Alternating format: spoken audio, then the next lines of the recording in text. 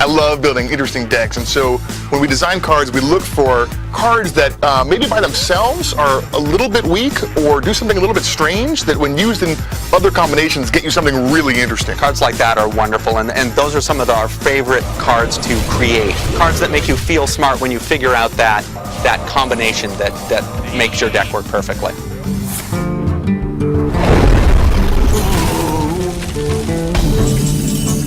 We have been super pumped to make all of these awesome cards for Hearthstone and super excited to bring them to you. It's even more awesome to see the community take these cards and do things we never expected with it. We're so excited to see what the players bring next.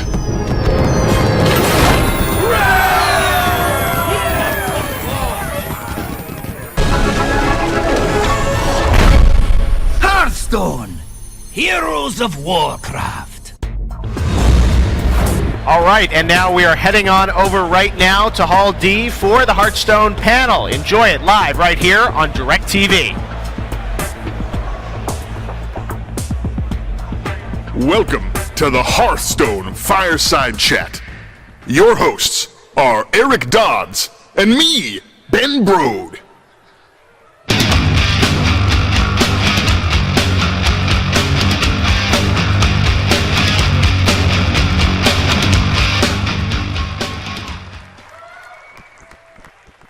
This is awesome. Well, welcome to the Hearthstone Fireside Chat.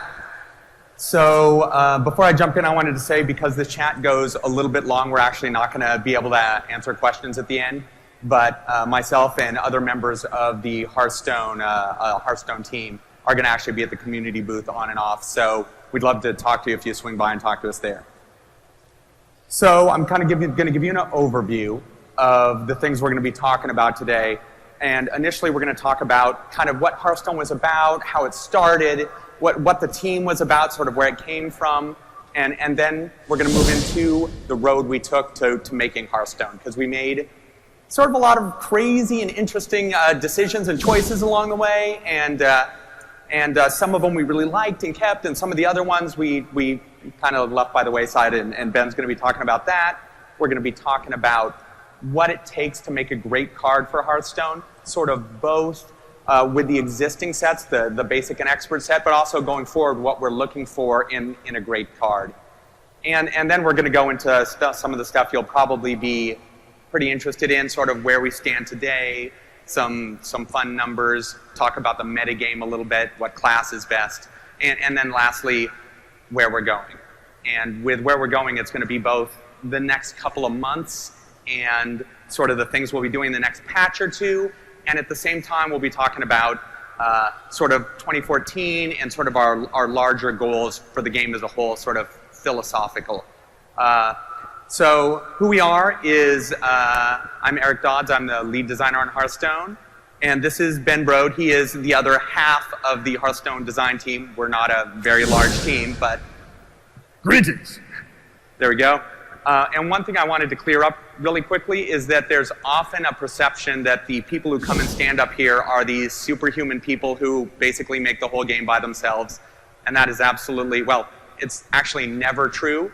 But in our case, it's even less so true because we are working on the Hearthstone team. It's called Team 5, and they're absolutely amazing. And they're all involved in pretty much all aspects of the design, all aspects of the game, everybody's involved in. We're a team that wears a lot of hats, which is actually kind of awesome. It's one of those advantages of being a smaller team. So this is actually Team 5. Yeah. And of course, behind us, there's a whole bunch of additional people. There's the mobile group that's working on the different platforms that we're moving forward on. There's the Battle.net group that actually lets you connect to Hearthstone. There's quality assurance that lets you, or well, lets us find hopefully all of the bugs, or at least most of them, or well, let's call them all of them. So anyway, that was Team 5. And as you were probably thinking when you first heard about Hearthstone, either when we announced it at PAX or now or whenever you heard about it, that it's a little bit different from other Blizzard games. I mean, other Blizzard teams. Other Blizzard games, you know, you go, oh my God, it's going to be epic and it's going to be huge and it's going to have all these giant features. And we're certainly not what people were expecting, I think, when we announced. And certainly we're smaller. These are the numbers of people who are on each of the different development teams, World of Warcraft, Diablo 3, and our team at SHIP. We're actually a few more than that now, but we're significantly smaller than any of the other teams at Blizzard. And actually that's been kind of awesome, because it's actually let us pursue a game like Hearthstone, let us take this kind of idea that we probably wouldn't have pursued if we had to have a large team, but with a small team we can pursue this and see where it goes and see what kind of awesome things we can make. We're also a more focused team, and because we're smaller, we sort of have to be more focused. We can't just go, oh, there's going to be awesome single player and awesome multiplayer and this mode and that mode and all these kinds of different modes. We actually have to go, what is the essential Hearthstone experience? And so we focused on that being the kind of the PvP one-on-one experience, and we're actually in a pretty lucky place, I think, because we now have the game out, or we're getting close to open beta, and there's a lot of excitement about it, and we're going to get to the point where we get to start adding a bunch of these features that we would have loved to have had to start. But for now, we've been very focused, and it's made a huge difference on where the game is. Lastly, we've always loved collectible card games. We've played them for many, many years, and it's actually not just the team that has played collectible card games, but it's actually Blizzard as a whole. So here's a very old picture from Blizzard, the floor of the Blizzard offices from 1993. And sitting on the floor playing Magic back then is the Hearthstone lead engineer, Bob Fitch. And somebody else in this picture you might recognize, that's Mike Morheim. So we've been playing these games for a long time and are very excited about them. And we're excited about the possibility of jumping in and making an awesome Blizzard collectible card game. So we have this small team. We have this focus on specific things, and we have this love of collectible card games, and so we had to figure out, what is this game actually all about? And the most important thing about Hearthstone is really that it's a game for everyone. And certainly, I guess I can tell a little story about how when we first started working on the game and first started communicating it to other people at Blizzard, we'd go, yeah, we're making a collectible card game, it's awesome, and they would go, yeah, that's cool. I'm not really into those sorts of games. And we really felt like it was our job to make it so everybody was excited about those sorts of games, because we love those games so much, and we think it's crazy that everybody doesn't love those games so much. So we needed to make sure that everybody who is excited, or everybody could be excited about an online collectible card game. And we did that in a bunch of different ways. I suppose the biggest thing, though, we probably did was focusing on accessibility.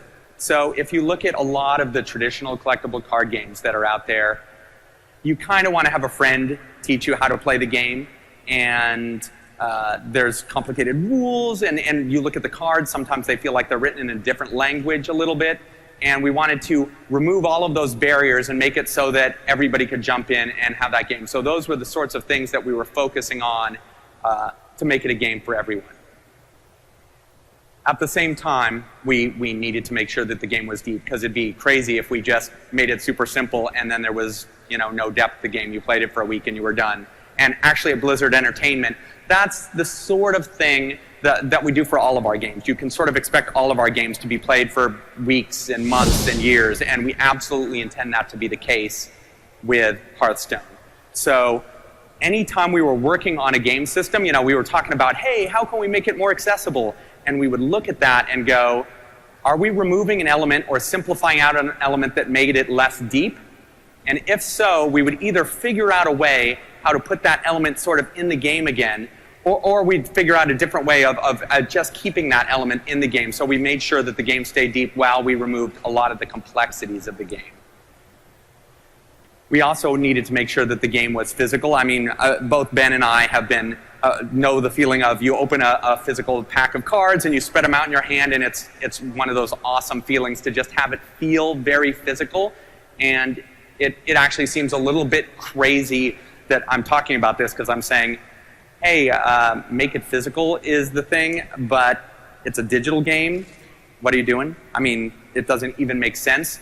but we felt like we could do it, and we did it by making that there's this physical box that has physical UI in it that opens up, and the game is inside. And when I'm playing the cards actually really rip out of the frames they're in and smash into the board. And when you're fighting, the things are just smashing into each other and moving back and forth, and the whole game feels like it's actually this little physical space that you have this window into. It's very important that the cards in the space just really, grabs you in that way.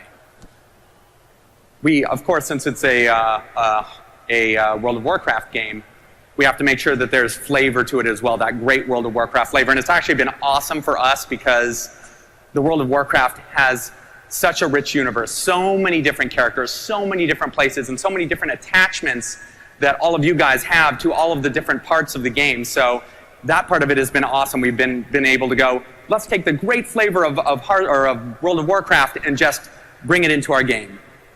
At the same time, though, we wanted to make sure that it was a little bit different, that there was a specific Hearthstone flavor to the game.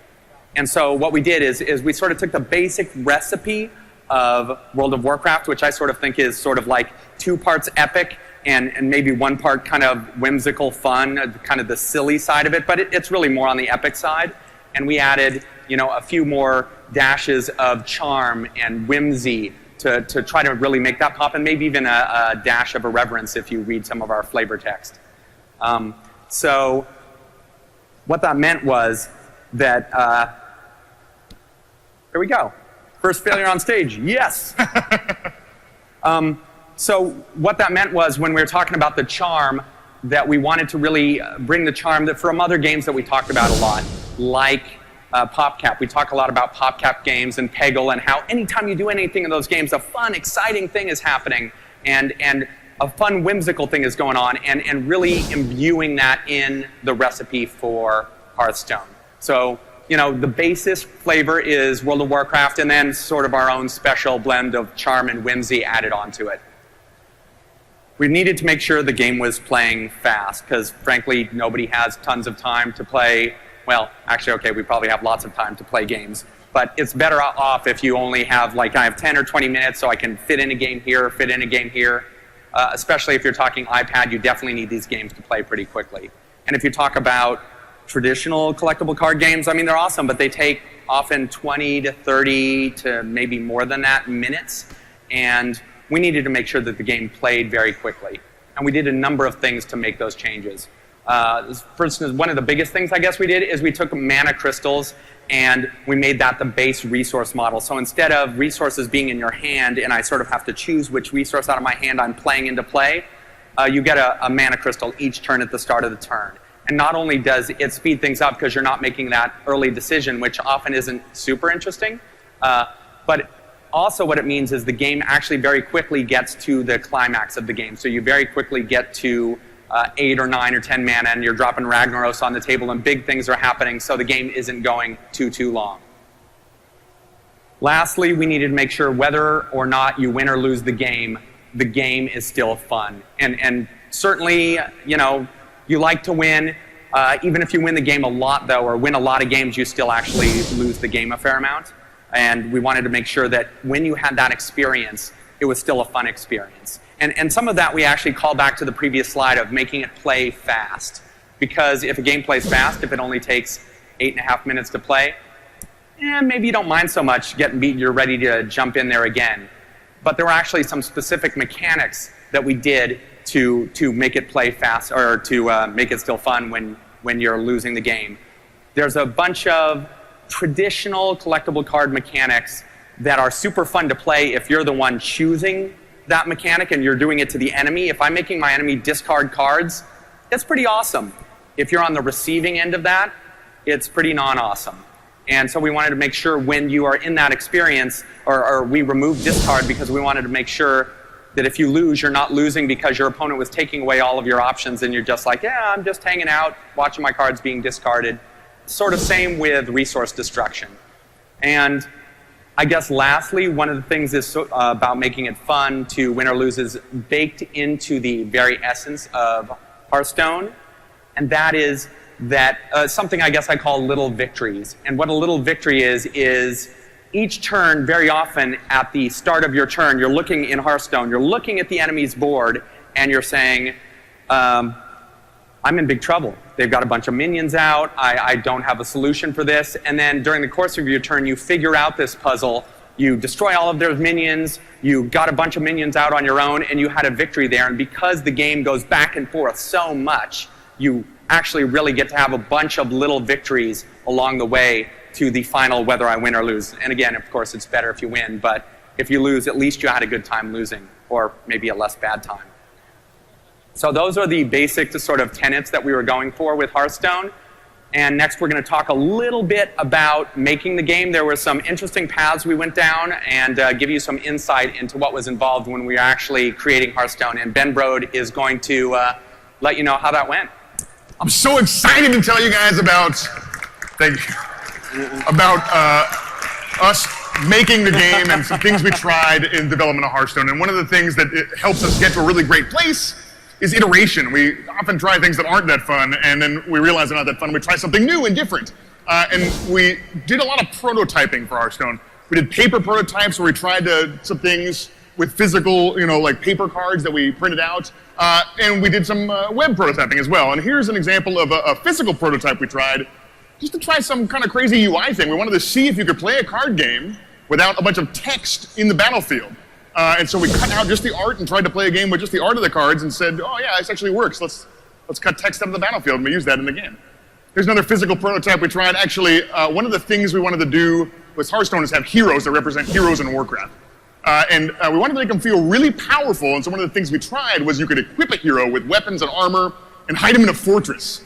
And if your opponent destroys your fortress, just 20 health, your hero pops out with his weapons, he feels amazing and badass, and then you have to kill their hero to win. And it was cool, but what you really should do is bring your opponent's fortress down to 1 health and then amass a giant army, and when the hero pops out, you greet him with the force of 1,000 orcs and crush him, and so it didn't work out great. But it's one of the things we tried as we were trying to figure out what is Hearthstone, what is this game, that we tried a lot of crazy ideas to get us honed in on what was a really fun experience. We eventually moved to an online web prototype, and this is one of the first versions of that. We didn't have hero powers yet, but we had our resource model figured out that we really liked. And we learned a lot of things about user interface and how to interact with these cards in a digital space. But one of the things that we had still at this point was a version of responses. And in traditional collectible card games, often you can respond to your opponent's moves and do things on their turn, but that did not work great for us in an online space. And so we tried to simplify that mechanic, and we had a thing called combat tricks. If you attacked your opponent and you had a combat trick card, this thing would pop up and say, combat tricks, and you'd get to play a card that messed with their attack somehow. And it simplified the concept of kind of general responses down to something simpler, something easier for the online space. And we liked that better, but then in this mode we realized that when we didn't draw any combat tricks, the game was actually way more fun. Your opponent wasn't taking part of your turn on your turn, you weren't kind of distracted by all these pauses during the game. The game was still super strategic and deep, and so we just took them out of the game and everybody had a lot more fun playing, and it was much faster too. Here's another version of our web prototype, and this one is a little bit more cartoony. We were trying to figure out what was our motif for this game. What is this thing? Are these characters like real characters, like Warcraft 3? Am I controlling an army? Who am I even? And in our next build of the game, we tried a new motif. What if these are pieces? What if this is a board in a tavern?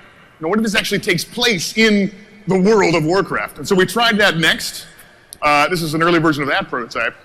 And it worked great. The team really liked this direction a lot. It was fun to think of it as like a game, like a little piece. These are real things. How do they move around in a real space?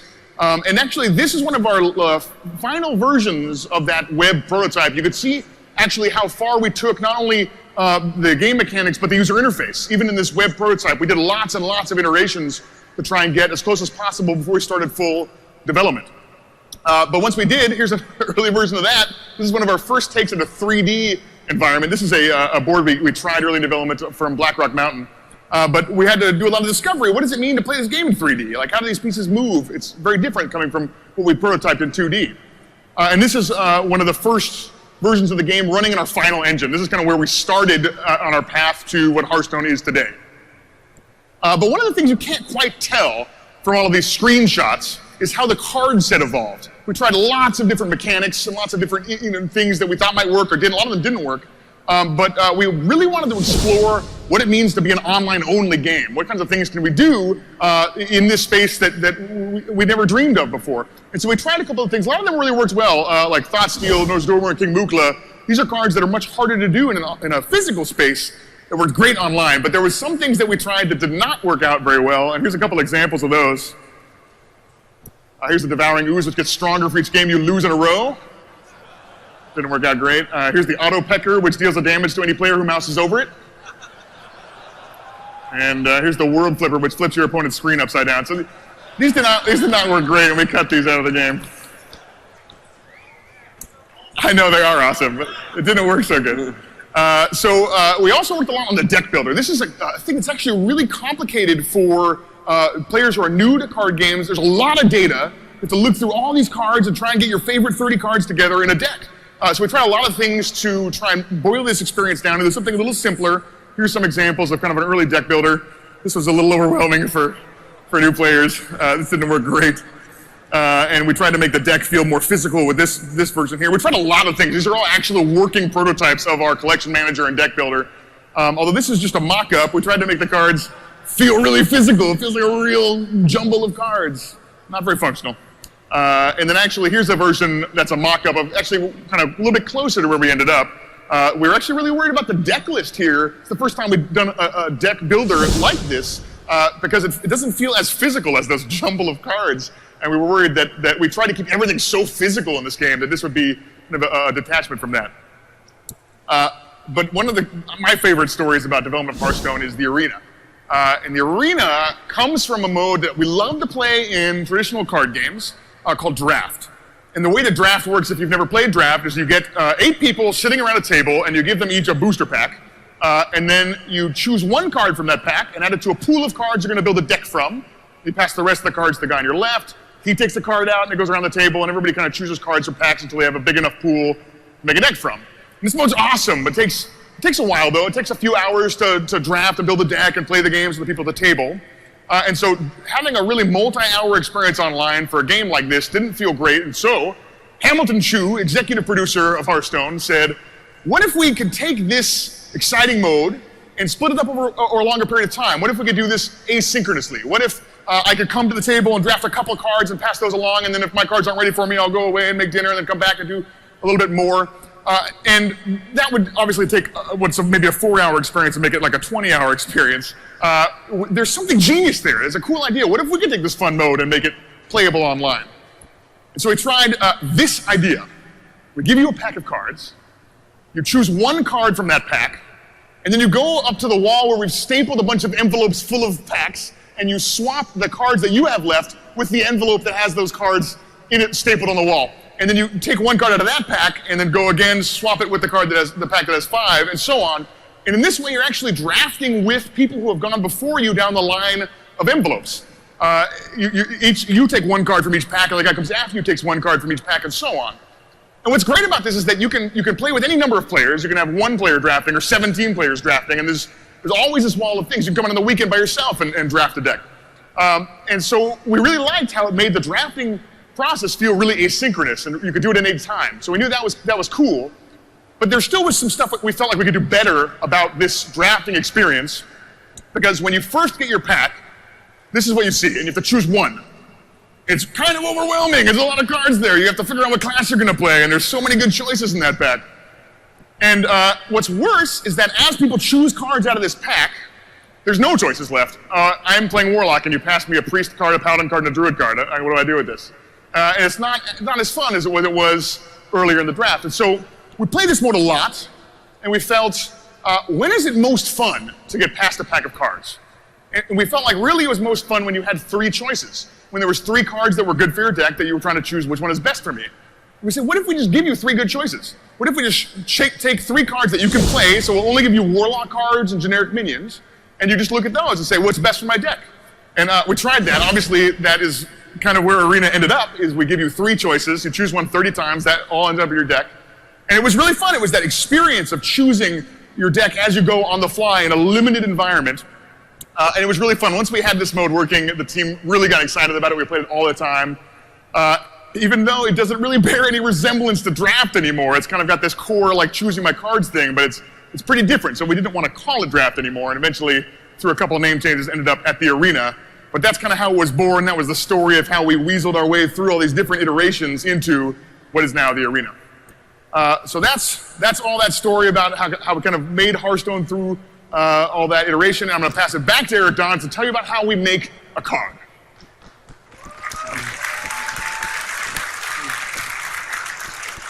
It was actually pretty awesome during the period of time when we were testing some of this stuff, because it was kind of weird. We had all of these envelopes with cards stapled all over the walls. It just had a really fun feel to it where we were so experimental.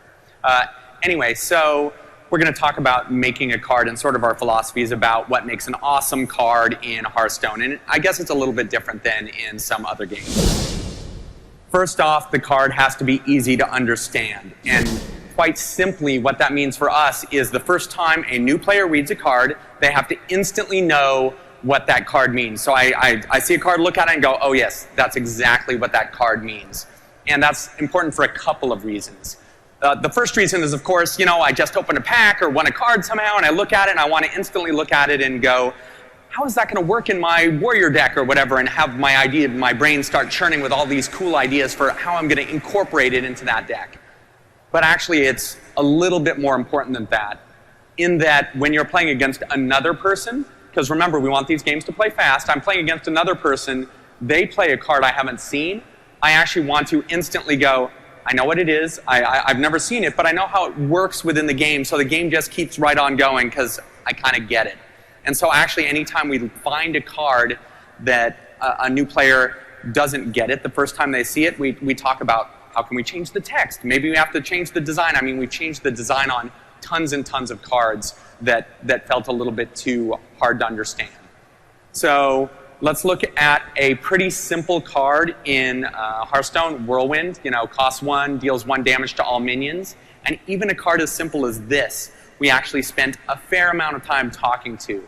Because the first time a lot of players saw a card like this, they mentally edited out the to all minions, and they edited in to all of my opponent's minions. And so they'd go, yeah, this is awesome. Hey, how come my guy, oh, wait, oh, it does this thing I didn't expect. So we wanted to make sure that that was pretty clear. So we capitalized the all, and we actually talked a lot about, do we make the all bold? Do we make it in italics? Do we underline it? All these things. So we talked a lot about even a card as simple as this. Is it easy enough to understand? And there's actually an earlier version of Whirlwind that we had that we didn't use, and I think it'll be pretty clear why we didn't use it. It's actually a pretty interesting card. It does some pretty interesting things, but you read it and you have to read it a couple of times before you go, oh, got it, okay. So that's why we changed it to something else. We also need to make sure these cards have depth. So we want to make simple cards, but cards that have a lot of depth. And a lot of that depth comes from, partially it's from, I guess, the card itself. Sometimes a card is interesting in and of itself, but a lot of times the card's interest comes from interaction. So it's, when I'm going to play this card, what are the other cards I could play? Or what minions does my opponent have? Or actually, in a lot of cases, it's what other cards do I have in my deck that I can make it work in interesting ways with. So we can talk about Whirlwind again. And actually, I like Whirlwind as a card because it's actually pretty interesting even if you don't work it in with any other cards. Because if I have Whirlwind, it's going to do 1 damage to all of my minions. I'm going to go, well, I've got some 1 health minions out. I better attack with them because they're going to get killed by Whirlwind anyway, so I have to swing with them. In fact, maybe even the turn before I think I might have to play Whirlwind, I'm going to think twice about playing 1 health minions. And even when I'm building a deck, I'm going to go, oh, I put Whirlwind in it, but maybe 1 health minions aren't the best thing. So there's even some depth with the card with nothing in addition to it, but it becomes much more interesting when you add another card. So this is the Acolyte of Pain, and what this card does is every time it's damaged, you get to draw a card. And as soon as you have an Acolyte of Pain out, you might go, hey, Whirlwind is starting to look like a pretty good card. Sure, it damages my Acolyte of Pain, but I'm going to draw a card out of it. And I don't mind that 1 damage on it because I got to draw a card. This is awesome. And it gets even better when you add a card like Frothing Berserker. And when any minion ever takes damage while it's out, it gets +1 attack. So if there's a couple of enemy minions out, I have these 2 minions out, I play Whirlwind, hopefully I kill the enemy 2 minions, I draw a card, and my Frothing Berserker is getting +4 attack. So that's where a lot of the depth comes in, is how do you combine the cards from Hearthstone? These cards that have pretty understandable, simple text, but how can you combine them in interesting ways? And we've worked very hard to make sure you can combine them all in very interesting ways. We also need to make sure that these cards are filled with Warcrafty goodness. So when you pull the Ysera card, you go, oh, this is awesome, Ysera, I know all about the Green Dragon Flight, and maybe I fought the Green Dragon World bosses back in the day. It sort of just connects you to World of Warcraft in this very visceral way, and it was very important to us that there is that connection. And actually, I have a little movie. We added an additional effect whenever Ysera draws a card. Ysera draws a card out of the Emerald Dream. So we figured Ysera should probably actually draw a card out of the Emerald Dream when you draw a card with Ysera's power. So it's stuff like that that we really want to dig into the Warcraft lore and make this connection and make this exciting, visceral experience in Hearthstone connected with World of Warcraft. We also need to make sure that these cards support the class that they came from. So if a card is a mage card, you want to look at that card and go, how does this card connected to World of Warcraft? If I'm a World of Warcraft mage, do I get it? Do I sort of know what's going on? Do I feel like this card should be a mage card? And at the same time, each of our cards actually have a Hearthstone mechanic. Actually, I mean, each of our classes have a specific mechanic or several mechanics, and we need to make sure that these cards are really tied to that Hearthstone mechanic. So for the mage, for the Fireball card, it's pretty obvious how it's connected to, the World of Warcraft mage. They're throwing fireballs all the time, can't get them to stop. Makes a lot of sense. There you go.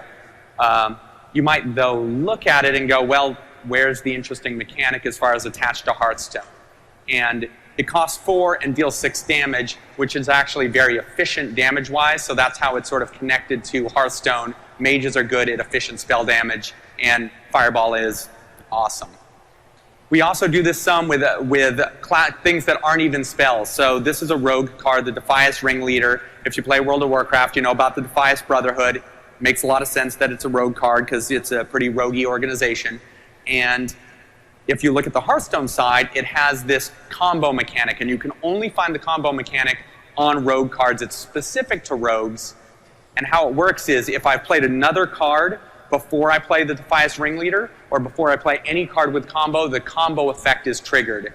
So rogues are very likely to want to just kind of hang back, not play their cards, and then go bam, bam, bam, play a bunch of cards at once, which not only fits within the Hearthstone mechanic, but it also actually sort of ties back to World of Warcraft again, because rogues in World of Warcraft, sometimes they kind of sit back for a bit, and then they jump in and attack in a flurry of attacks. So it's connected in both ways. So we also want a lot of our cards to support player stories. And a player story is a story that, you're playing Hearthstone and something amazing happens and you want to run over to your buddy and go, you won't believe what just happened in this game. And it actually happens a lot to us at Blizzard. People are always sending me, screenshots and stories and calling me and stopping me in the hall saying this crazy thing just happened.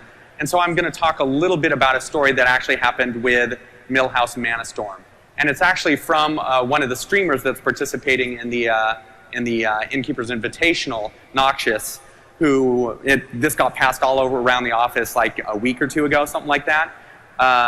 So Noxious played the coin, which gave him an extra mana, and dropped Millhouse Manastorm on turn 1, which is a 4/4 on turn 1. That's really pretty powerful. But Millhouse Manastorm downside is that when you play it, your opponent's spells all are free on the next turn, which, maybe they won't have a lot of spells, so maybe it won't be so bad. So Noxious's opponent then proceeded to play a Thought Steal and take some cards out of Noxious's deck. That's not so bad. A little bit of card advantage, you can live with that. And then his opponent played a second Thought Steal. And okay, the card advantage is actually starting to look a bit more serious here, but, there's no board presence, you're all good. And then he played a Mind Vision spell. Again, all of these are free because of Millhouse, and he took a card out of Noxious's, or copied a card out of Noxious's hand and put it into his, which wouldn't have been so bad if he hadn't copied Mind Games, which is a spell that lets you randomly take a card out of your opponent's deck and put it into play on your side. So he played mind games, of course, randomly went through Noxious's deck and pulled a random card out and put it into play on his side, and of course he got Ragnaros. One of the most powerful cards in the game. Ragnaros immediately proceeded to kill Millhouse, and the game was in big trouble. But what an awesome story. And it's just so important to us that we have cards that create stories that Ben and I never anticipated even happening. We put in the cards, we figured they're going to generate a story, we don't know what's going to happen, and we look forward to hearing the story. So it's very important to us when creating cards to have those stories. Lastly, the cards have to be balanced, sort of obviously. And I'm going to talk a little bit about how the balance can actually affect the game in ways you wouldn't expect. So this is the current Acolyte of Pain. It's a 1/3 for 3, which means it doesn't have a lot of attack power, but its power is, it draws a card every time it takes damage. So maybe you'd put it in a deck if you had cards that gave it extra health or gave it extra attack, or if you're playing a mage and you can ping it directly so you can draw cards for yourself. There's some good ways of putting it, but you don't put it in every deck. And maybe we misjudged it when we first put it in the game in alpha as a 2/4 for 3. So it actually is a pretty strong card even on its base stats at that point. And it led to actually a couple of pretty serious problems. So one thing that it did is it made it that everybody was running 2 copies of the Acolyte of Pain, of course, and thus there was a whole lot more card draw in the game. Every time they came out, it'd get damaged multiple times, you'd draw more cards. People were playing with cheaper cards because why bother playing with expensive cards when I'm going to keep drawing everything and just keep dumping the cheap cards into play? There's no point. Another thing that it did, which in some ways was just as bad, maybe worse, was that everybody saw this and knew everyone else was going to be playing with 2 copies of the Acolyte of Pain, so they put a whole bunch of copies of Silence in their deck. And Silence is a mechanic that sort of takes away all of the card text from whatever it hits. And what that actually ended up doing was all of the cards in our game that had card text on them felt pretty bad because everybody was running so much Silence because they had to deal with the Acolytes of Pain, that everybody was screaming at us, oh my goodness, Silence is the most powerful effect, you have to nerf it, you have to do something about it, it's way too powerful. And admittedly, we actually did nerf it a little bit from then, but actually the biggest change we made was reducing the power of the Acolyte of Pain to a 1/3, so you don't put it in every deck, so people wouldn't all run Silence, so everything sort of got back to normal. So one little change, one little card out of place like that can affect our entire ecosystem. Now I'm going to talk a little bit about the game today, sort of some numbers that might be interesting, and a little bit about the metagame. So a couple of interesting stats. People talk a lot about how much is it going to cost me to be a great player in Hearthstone. And what I can say, I'm going to show you the percentage of 3-star master players who have spent no money in the game. And 3-star master is the very best players in our game, the very top level of play. And at the very top level of play, 44% of our 3-star masters have not spent any money in Hearthstone, which we think is pretty cool because we want to make sure that you can play Hearthstone any way you want to play it. Spend money or not, either way is awesome. So we really think that number is pretty cool. Secondly, there's been discussion about when am I going to get into the beta? Why aren't you guys sending out very many beta invites? We really want to be in the beta, and we've actually sent out over 1 million invites to be in the beta so far, and we're continuing to send out more. So there's an awful lot of people who have been invited to play in the beta, and we are very excited about this. It's exciting how much enthusiasm there is about the game. So now I'm going to talk a little bit about first turn advantage to jump tracks. And of course, when I start talking about first turn advantage, the obvious thing to talk about is chess, I guess. It must be because I put the slide there. So in chess, there's actually a small advantage for going first.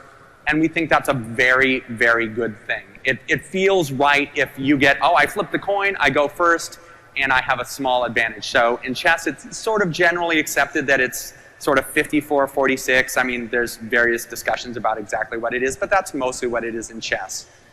In Hearthstone, at the newer level of play, sort of our copper and silver players, For Paladins, it's a 54-46 advantage for going first, and they actually have the biggest first turn advantage. It's sort of the new level player of any of the classes. Rogues have a 53% chance of winning if they go first, down to Druids at a 51% chance of going first. And that's where sort of the range. The other classes sort of fall in the middle, but our average is about 53-47 advantage for going first versus second at copper and silver level play. It's a little bit different at higher level play. It changes a little, like the Rogue actually has the smallest first turn advantage, which probably doesn't surprise a lot of you. And the Paladin still has the highest first turn advantage. It's a smaller one. On average, it's 51% or so. But actually, it's exactly the way we like it. In general, it's better to go first. There's a small advantage for going first. And don't get me wrong, there are undoubtedly decks out there that have a second turn advantage, but in general, you want to go first, and we want to keep it that way, and it's working the way that we sort of wanted to and intended to. Now I'm going to talk a little about class balance and tell you which is the best class. So actually, this is going to be pretty interesting because I can't actually tell you what's the best class because the metagame is still shifting. We don't know what the best class is. I'm going to show you the rankings of the different classes over a series of days, sort of mid-October, which is when we randomly grab these stats. So for 3-star Master, our highest level play and ranked play, on one day in mid-October, Hunter and Paladin are looking really strong. They're our top classes. Except that on the very next day, Rogue and Warlock were looking like our top classes. And a couple days after that, Shaman and Mage were looking like our top classes. So we absolutely expect the metagame to settle down. We expect there to be, the classes to shake out which one's better, which one's worse, all that kind of stuff. But we're actually really excited that we don't know which one is which yet. So the class balance is still up in the air, and hopefully you will, play those awesome decks and you'll show us which class is best. Now, I'm going to step aside to Ben, and he's going to talk a little bit about the patches that are coming up in the next couple of months and what you can expect to see very, very soon.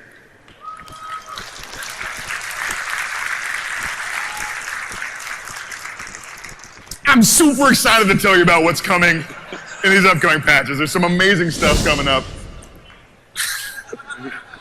The first thing is that we're changing some cards.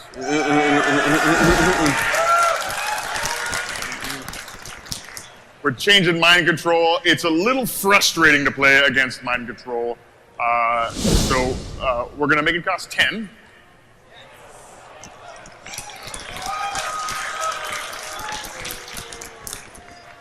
And we're also changing Starving Buzzard. It's a mixture of rage and excitement. It's great. At the copper, silver, gold, platinum levels of play, Hunter is very strong right now, especially against rogues, mages, and druids. And so this change will help that matchup a little bit. We're going to make the Buzzard a 2-1. But that's not all. We're also changing Unleash the Hounds. But we have a couple ideas of what we want to do to this card. We're not exactly sure which direction we like the best yet, and so we're still talking about it, but we're discussing some interesting options for this card. Also, we're updating ranked play. We've heard a lot of feedback that the arena is super fun to play and feels very rewarding. And we want our play mode to feel like that as well. So we are going to have this new mode. There's 25 new ranks. Each of them features a minion from Hearthstone, starting at the lowest level, which is rank 25, Angry Chicken. Rank 24 is Leper Gnome, but it gets better. And every game you win in this new ranked mode, you'll earn a star. And when you fill up your star meter, you'll go to the next rank. And every game you lose, you'll lose a star, and you can actually go down ranks in this mode. So it'll be a very clear indicator of how you stack up against other players who are playing. We still have our casual mode that has no rankings that you can still play in, but if you want a little bit more hardcore experience, this should help you kind of orient yourself against other players. These are going to be in 1-month seasons, and at the end of the month, we're going to reset you all the way back to Angry Chicken. Here's all of our ranks from 25 to 1 here. And actually, if you make it all the way through the first rank, there's a special extra rank called Legend. And the legend rank, once you attain it, you can't fall out of it. And it will tell you every night, it'll calculate exactly how good you are in your region. And this is, for example, this player is 275th in Europe, for example. And so you can see exactly how you stack up with your fellow players. We also wanted to have a couple other reasons to play in this mode. So we added a couple things. Not all of them will be in this upcoming patch. The first one is ranked play card backs. So if you participate in a season of ranked play, we will give you an exclusive card back for that season, and there'll be a new one the next month, and you can change your card back to this new card back. We have some awesome card backs. This one's kind of Mr. Pandaria themed that you can earn this way, but it won't be coming immediately. And the other thing that Rob Pardo mentioned in the opening ceremony was our Golden Heroes. They look freaking amazing. They're so cool, and you get a Golden Hero power to go with them. You have to win 500 games in ranked with that class in order to get that, so it'll be very exclusive and exciting to people playing in ranked play. Also, we're going to make a minor change to the arena. We're adding 3 new keys, so you can go from, instead of 9 wins, you can go all the way up to 12 wins. And there'll be some exciting, bigger rewards for those top-end keys as well. That's the Molten Key, the Frostborn Key, and the Lightforge Key, for those who like names of keys. One feature that we're working for a future pack is reconnection. If you get disconnected for some reason, you want to get back in and keep playing, we're working on that. That'll be in a future patch. And this is awesome. This is so exciting. We got some really cool new effects for some of our most amazing and legendary minions. Check this out. There's no sound, but there's a little delay on the sound there, but it's thunder as he comes in.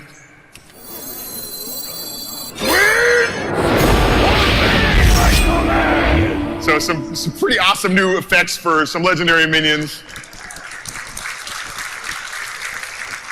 We're working on even more of those to make our minions feel really exciting when they enter the battlefield. But now I'm going to pass it back to Eric Dodds to tell you about the future of Hearthstone. Awesome, Brode. So by the future, this is sort of our philosophies mostly going forward. So there's not, we're going to talk about, like, at a high level, the general sorts of things you can expect. Although first I'll talk a little bit about going mobile. And awesome. So we're, of course, still working on the iPad version, and we expect that to be out shortly after we release the build on PC. And as Rob said, of course, we are working on the Android version. Yeah, it's going to be awesome. We don't have a time frame for it. We're still pretty early on this, so as Rob said, sort of like the second half of 2014 or something like that.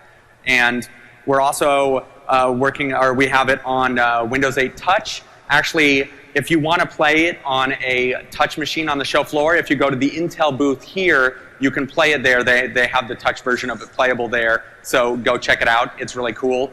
And of course, as Rob said before, iPhone. And these are all things that we're working on end of next year, or second half of next year is sort of the plan. And again, we're Blizzard, so it's a little fuzzy, but it'll be ready when it's ready. I also wanted to give you sort of a high-level overview of what we're thinking going forward with expansions. And now we're really excited to get a whole bunch of new content out to you guys, new cards, new features, all that kind of stuff. And so, of course, when we first started talking about it, we started talking about expansions. And we're definitely going to be doing expansions, the sort of thing that you would expect from a collectible card game. So, you'll see an expansion with, it has a bunch of new cards that comes in packs that I can get with some new features and a lot of great flavor and all that sort of stuff. We're definitely doing that. That being said, as we were actually talking about how can we get cards out to people, we wanted to make sure that we were sort of taking care of all of our different types of players. So we sort of were talking about 3 different types of players who are looking for additional card content, and we want to make sure we take care of everybody. So there's the hardcore player, and for the hardcore player, you want to have additional content that's changing the metagame, and new cards for my collection, and changing up the decks, and just a lot of new interesting things going on, and we want to make sure that we are providing that. At the same time, we also have the casual player, and it's maybe a little bit of a misnomer because, you know, well, I was about to say I fall into that category, but that's probably not true at all. The casual player is somebody who doesn't play the game quite as much, and for that player, the cards that are in the expert set are actually going to be providing new content for a while. You know, it'll be a while before you get through all of those cards and see all of the cards and see all of the different things that could happen. And if you start providing a lot of extra mechanics too early, those players can get kind of overwhelmed. They're like, hey, I was just kind of figuring out what's going on here, and you're throwing a bunch of mechanics at me. Whoa, a little much. And the third type of player, which is probably all of us, is the thrifty player. The player who goes, this is a collectible card game. I don't want to be spending too much money buying sets, you know, as you rapidly put them out there. And so there's the three types of players, and to sort of make something that all of those types of players could be excited about, we're planning on putting out adventures. And that's probably the first way that we're going to put new cards into the environment with an adventure. And what an adventure is sort of a focused single-player PvE experience where, you know, you'd probably be playing against a boss or series of bosses in a very focused environment where you can, you know, kind of change your deck out to play in different ways to be successful. And as you play against that adventure, you're going to be earning the cards that are associated with that adventure.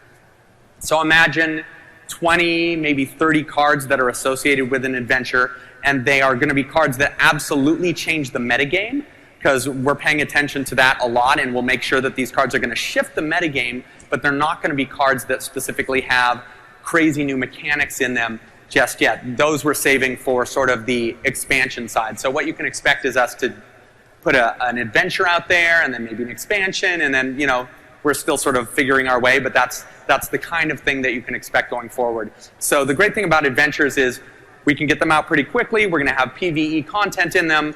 You're going to be able to earn all of the cards just by having the adventure. You're not going to be buying packs or anything like that. And we're not overwhelming with too many mechanics, but, you know, there's still new cool stuff coming out there. So that's sort of what adventures are going to look like. These cards are going to be super exciting. Ridiculous. Also, I want to say that the excitement Ben is showing on stage is actually how he is all of the time. So it makes for a very, very interesting working environment. So lastly, you've already seen the movie, but I thought it's probably worthwhile seeing this movie again, and then we'll talk a little bit more about it after I show the movie. But first, here's Elite Tauren Chieftain again.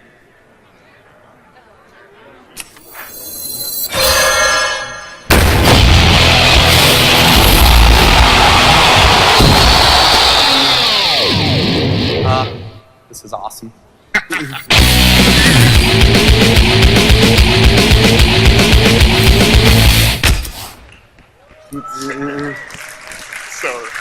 So this is, of course, the card that you get for coming to BlizzCon. You get the golden version of it, or getting the virtual ticket. But I thought you'd probably want to see. You've already seen this. You know that it's a 5/5 for 5, and it gives each player a power chord card. But I thought you actually might want to see what the power chord cards actually are. So those are what the three different cards are. And when you play, you of course get, you know, a little music perhaps from Elite Tauren Chieftain of the three different songs. And you don't know what card you're going to get. You don't know what card your enemy's going to get when you play it. You just know that it's going to be awesome. So that's the Elite Tauren Chieftain card, and that's pretty much all we have to say for this talk, except that the Hearthstone Innkeepers Invitational is going on, and tomorrow from 10 to 1 on the Warcraft stage, the finals will be there with the streamers who will be playing against each other, the best streamers at that point, and I think it's going to be a fantastic tournament. So if you have the time, I totally recommend you going there. And thanks a lot. Have a great BlizzCon. Thank you, BlizzCon!